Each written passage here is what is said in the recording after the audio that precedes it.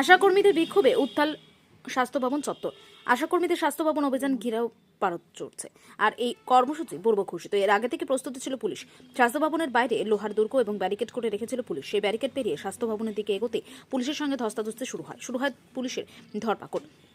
আরেকদিকে শিয়ালদহ স্টেশনেও বিক্ষোভ দেখাতে থাকেন আশাকর্মীর আরেকাংশ।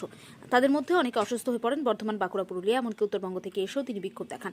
বর্ধমান থেকে আসা এক আশাকর্মী বলেন, যারা সারা রাস্তার মাঝামাঝি বাধার মুখে পড়েছে। স্বাস্থ্য সচিব নারায়ণ স্বরূপ নিগম আমাদের আজকে ডেকেছিলেন। বেতন বৃদ্ধির দাবি নিয়ে এসেছিলাম।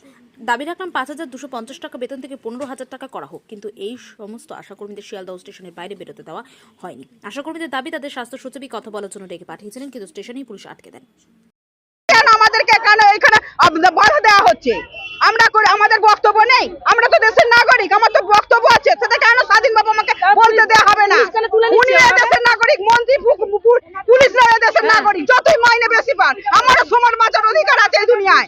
একটা প্রকারের সমান বাঁচার অধিকার।